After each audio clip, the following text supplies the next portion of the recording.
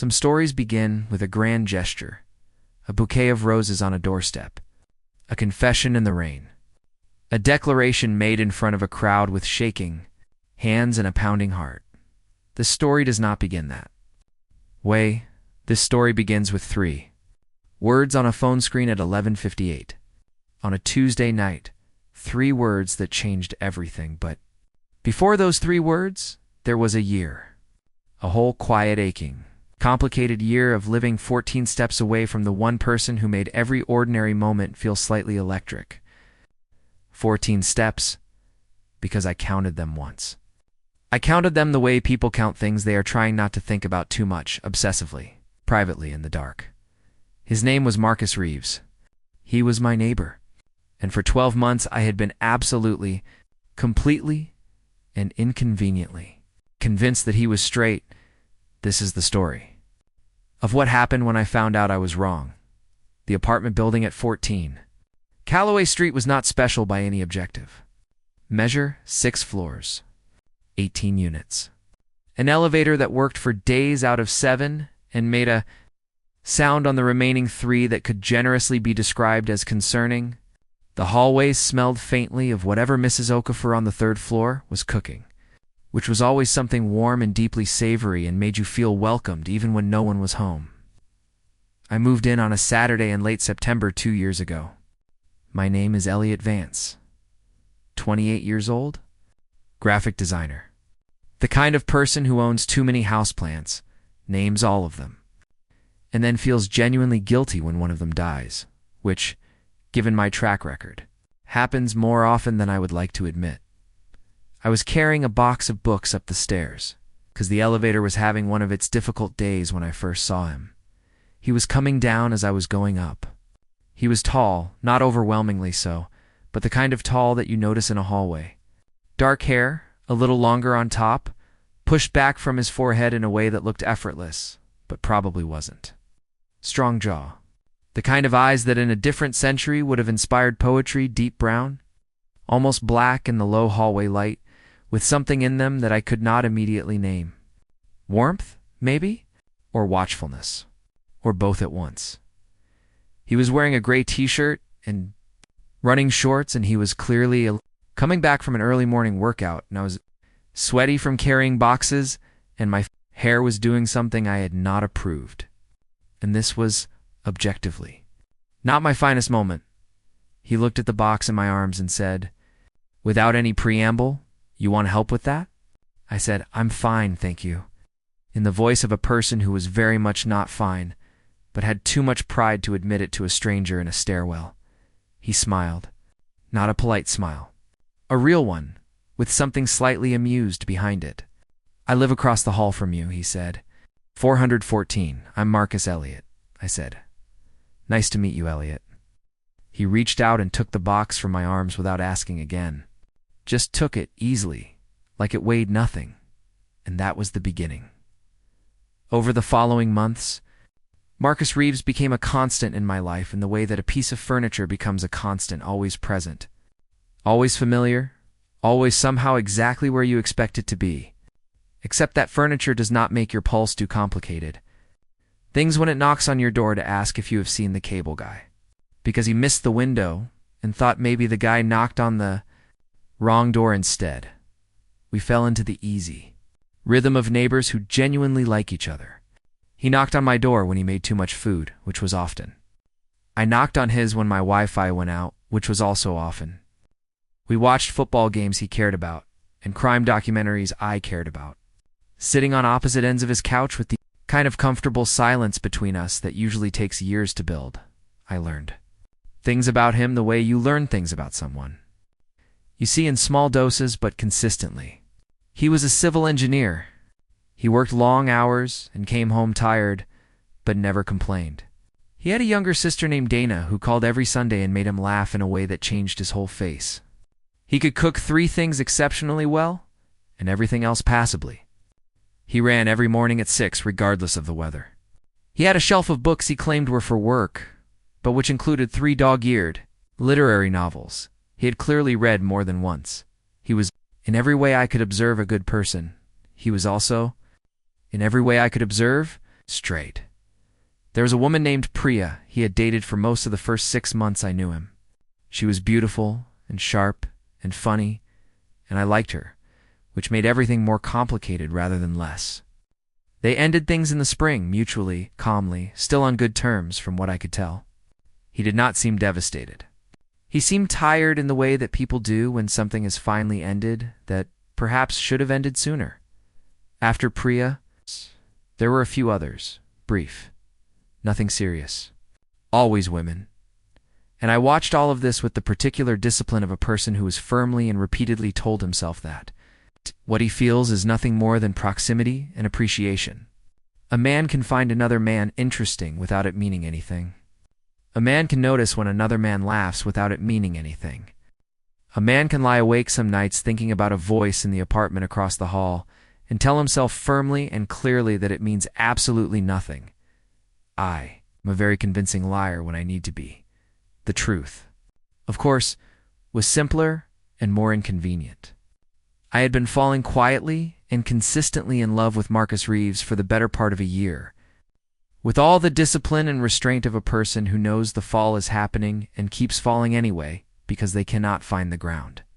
I had told myself 100 reasons why it would never happen. He was straight. He had never given me any signal that suggested otherwise. I valued our friendship and did not want to damage it. I was not the kind of person who made grand declarations and risked everything on a feeling, but feelings do not care much about reasons. They build. They accumulate. They find small moments to announce themselves, a hand on your shoulder when you are leaning over his counter looking at his laptop screen. It's lasting a half-second longer than it needs to. The way he always texts back immediately when you text him, day or night. The way he said, once after a long evening of watching a film and talking about nothing important, "I'm really glad you moved in across the hall, Elliot." With a sincerity so unguarded, it had stayed with me for weeks. By October of my second year at 14 Calloway Street, I had made a private and very sensible decision. I was going to let it go. I was going to redirect. Invest my energy elsewhere. Maybe start going to the Thursday figure drawing class at the community center that I kept telling myself I would try. Maybe download one of those apps again. Go on some dates. Remember that there were other people in the world who were not Marcus Reeves. I had this whole plan. And then, at 11:58 on a Tuesday night in October, my phone lit up. The name on the screen was Marcus across the hall, and the message read, "You up?" I stared at the message for a long moment. I was, in fact, up. I was sitting on my couch with a half-finished glass of water and a design project on my laptop that I had been pretending to work on for 2 hours while actually staring at the same layer in Photoshop without moving it. I was very much up. I told myself it was nothing. A normal neighbor text. Maybe he had a question. Maybe something was wrong with his apartment. Maybe he had made too much pasta again. I typed back, "Yeah, still up. Everything okay?" His reply came in under 30 seconds. "Yeah, just, can I come over?" Something in the phrasing made me sit up straighter. It was not the words themselves. It was the punctuation, the pauses implied by those periods. They're just sitting in the middle of the sentence doing something heavier than the word usually does. Of course. I typed back. I set down my laptop. I looked at my apartment with the sudden awareness of a person who realizes their space is about to be seen. I was wearing an old university sweatshirt and paint-stained sweatpants, and my hair was its natural and Doveday chaos. There was nothing I was going to do about any of this in the next 30 seconds, which was approximately how long it took before I heard his door open. His knock was 3 quick taps. His usual knock. I opened the door. He was standing in the hallway in a plain dark shirt and dark jeans. His hair was slightly disheveled, which was not unusual after 10 at night. What was unusual was the expression on his face. He looked, for the first time in a year of knowing him, uncertain. Not troubled. Exactly. Uncertain. Like a person standing at the beginning of a sentence, they do not yet know the end.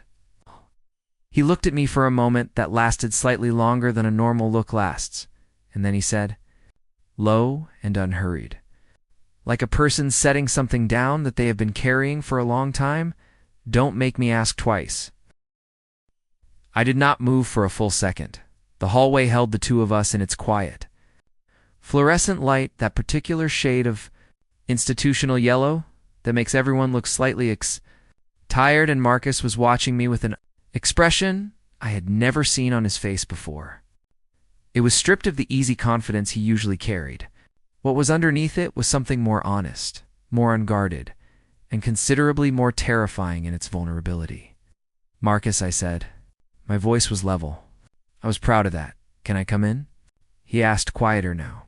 The certainty in the words he had first said, "Don't make me ask twice," had given way to something more careful. As if he was recalibrating. As if he had rehearsed a version of this, and the actual moment was not following the script. I stepped back from the doorway. He came in. I closed the door behind him. He stood in the middle of my living room. He had stood in this room 100 times. Knew exactly where the couch was, where I kept the good mugs, where the lamp by the window threw its warm circle of light, and he looked around it as if he was seeing it for the first time, or as if he needed something familiar to anchor him. "Sit down," I said, because he looked like a person who needed to sit down. He sat on the couch. I sat in the chair across from it because I trusted my ability to think clearly at a distance better than I trusted it from beside him. "Do you want something to drink?" I asked. "No," he said. "'Kay," double quotes. Silence. It was not the comfortable silence I was used to with him. This silence had texture. It had weight. It was the kind of silence that forms between two people who are both aware that something is about to be said that will change the shape of things. He leaned forward. Elbows on his knees, hands loosely clasped. He looked at the space between his hands for a long moment, then looked up at me. "I've been trying to figure out how to say something to you for about 6 months, he said. I waited. And every time I get close to saying it, I find a reason not to. Because once I say it, I can't take it back. And I've built something here." He gestured vaguely at the air between us. "Something I don't want to break." So I kept not saying it. "Marcus, let me finish," he said, not unkindly. "Please." I closed my mouth. He drew a breath. Looked at his hands again, then back at me. "I notice when you're home," he said. "I notice the light under your door at night. I notice when your music changes, you play something slower when you've had a rough day. Did you know that? I notice when you've been stressed and when you haven't." I notice he paused, something passing across his expression. "I notice everything, Elliot. Everything about you, all the time. And I've been telling myself for 6 months that it doesn't mean what. I think it means because it's easier than the alternative." The room was very quiet. "What's the alternative?" I asked. My voice came out lower than I intended. He met my eyes. "That I've been in love with you since about November of last year," he said, "and I have absolutely no idea what to do with that." There Is a particular kind of moment that arrives sometimes in a person's life when everything they have been carefully containing, all the feeling they have been responsible and reasonable and sensible about, simply stops being containable. It does not announce itself. It does not build to a dramatic crescendo. It just reaches a point and tips, the way a glass of water tips when the table shifts. I felt that tipping now. "November," I said, because I needed to say something, and that was what came out. "The night your smoke alarm went off," he said, and despite everything, the corner of his mouth moved. "You tried to make risotto." "I made risotto," I said. "It was just also on fire. It was absolutely on fire," he said. "And you were standing in the hallway looking at me with this expression, like you were more embarrassed about the rice than the smoke." And I thought he stopped, shook his head slightly. I don't know what I thought exactly. I just know something changed that night and I couldn't change it back. I thought about that night. I had remembered it differently. I had remembered it as the night. I dropped my careful management of feelings for approximately 4 minutes and then rebuilt the walls. I had not known he was doing his own version of the same rebuilding across the hall. "I need to ask you something," I said. "Okay. Because I have been very specifically and deliberately not allowing myself to think about you in a certain way for a very long time," he said, And the reason I did that was because I was certain, genuinely certain, that you were straight. So I need to ask you directly because I can't afford to misunderstand this. He looked at me steadily. I'm asking you to say it clearly, I said. He nodded. He seemed to understand why I needed this. I'm bisexual, he said. I've known since I was 22. I've not talked about it much because I spent a long time in environments where it felt easier not to. And I know that's its own complicated thing that I probably owe you more of an explanation about. He paused. But right now, the most important thing I can tell you is that what I feel is about you specifically. Not about a category or a label or something I'm working. Out you, specifically. Lamp by the window threw its warm circle of light across the floor between us. I got up from the chair. He watched me cross the room. I sat beside him on the couch, not at the comfortable usual distance, but close. The way you sit beside someone when the space between you has finally become unnecessary. I could feel the warmth of him. I had been aware of the warmth of him from a careful distance for a year, and now the distance was gone, and the awareness was something else entirely. November, I said again. Softer this time. November, he confirmed. The risotto was good, I said, before the fire. He laughed. A real laugh, full and warm, and I felt it more than I heard it, because we were that close now. The tension in his shoulders released with the laugh. I watched it go. Some held thing finally let down. Elliot, he said, and the way he said my name was different. It had always been different when he said it, actually. I had just been too busy pretending not to notice. Yeah, I said. I meant what I said in the hallway. I know you did. So what do you whine? I reached out and put my hand over his. It was a simple gesture, unhurried. His hand was warm under mine, and for a moment, he was still absorbing it. Then his fingers turned and laced through mine with the ease of something practiced, something that had been rehearsed in some version of this moment he had been carrying around for 6 months. I counted the steps, I told him. Between our doors. 14 steps. I counted them once, and then I counted them again every day for about 3 months, telling myself it was a coincidence that I kept knowing exactly how far away you were. Something in his face opened fully then. The last held thing released. 14 steps, he said. 14 steps, I confirmed. He brought our joined hands up and pressed the back of my hand briefly against his jaw. Eyes closing for just a moment. It was the most tender gesture I had ever been given by another person, made more so by the fact that I could feel the slight roughness of end-of-day stubble and the warmth of his skin and the way. His breath went out slow, and even as something in him finally settled, when he opened his eyes, they were very close.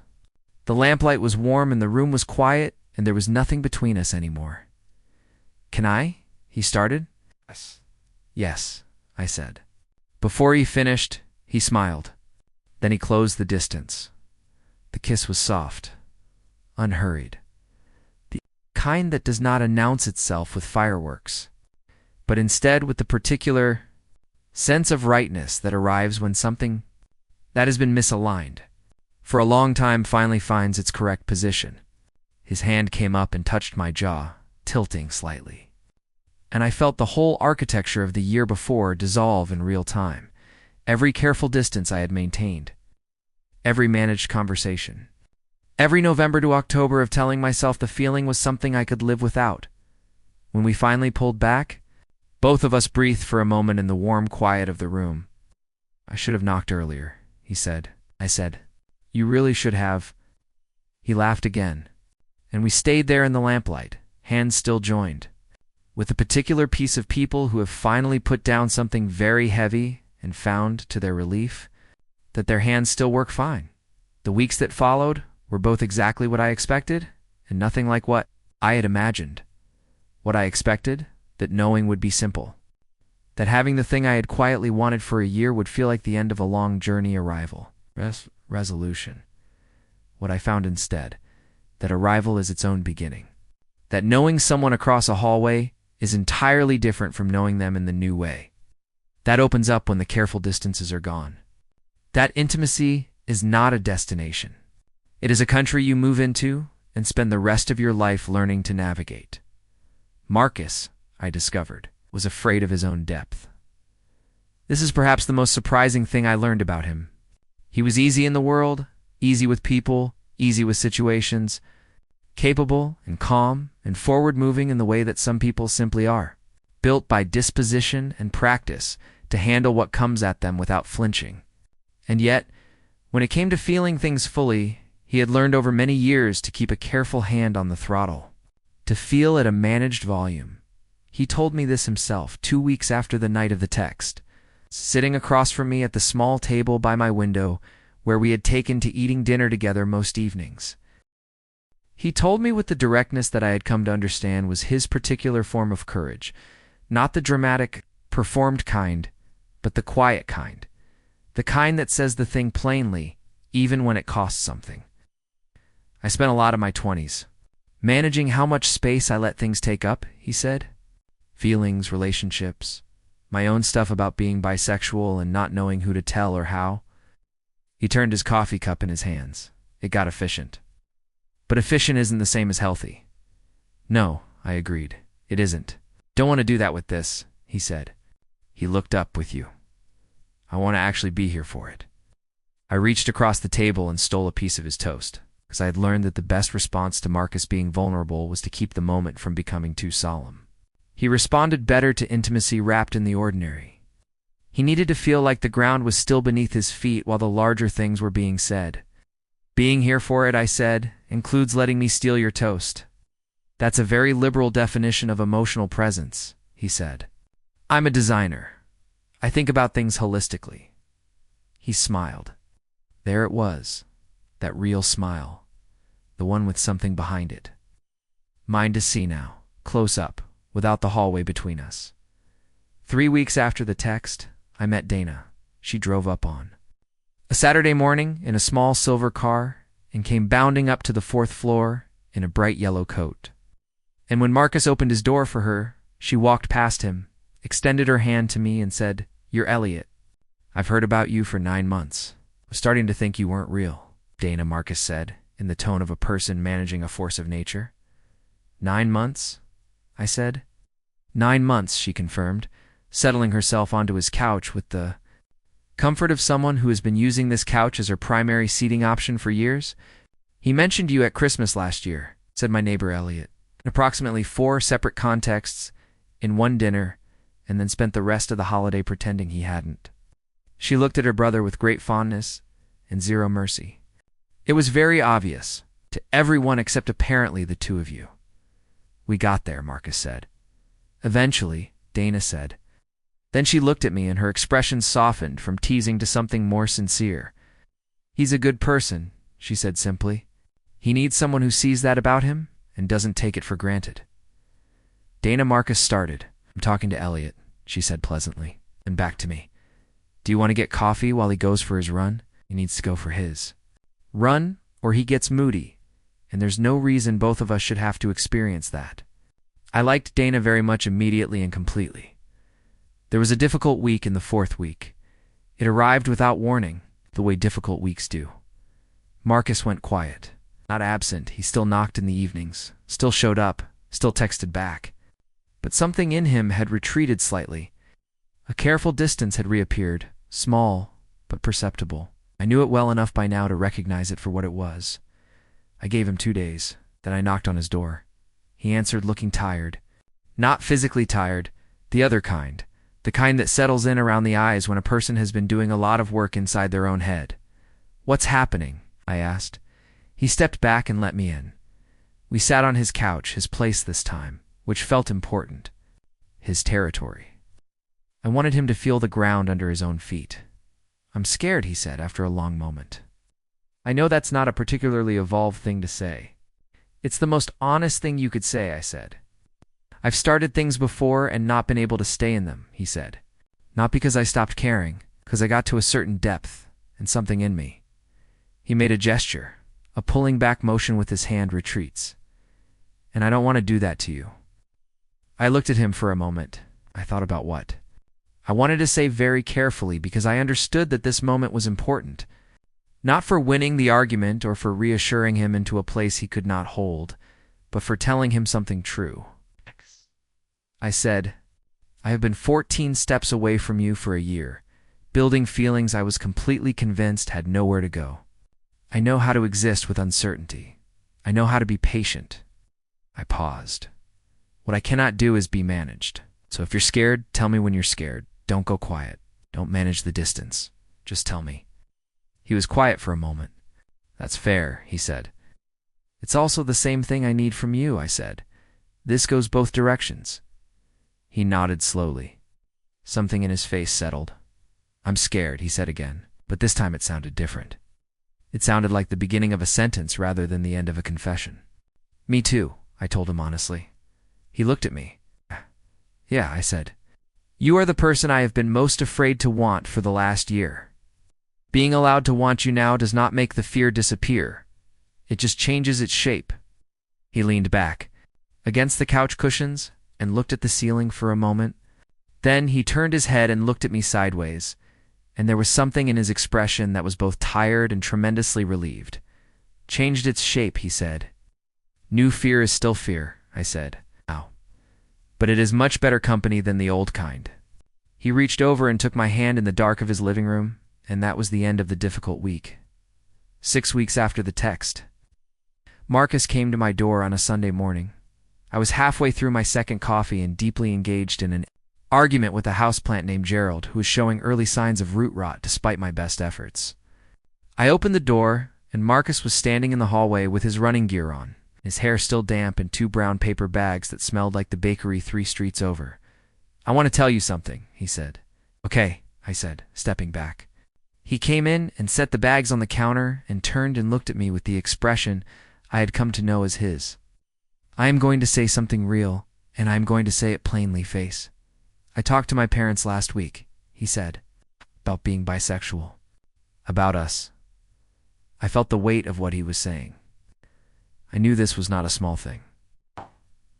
I knew the version of Marcus who had spent years keeping this at a managed volume, who had kept it private and contained and away from the people whose opinions carried the most weight. How did it go? I asked carefully. My mom cried, he said. Not sad crying, the other kind, a breath. She said she was glad I told her. She said she wished I had felt like I could tell her sooner. His voice was steady, but something behind it was not quite steady. She said she wanted to meet you.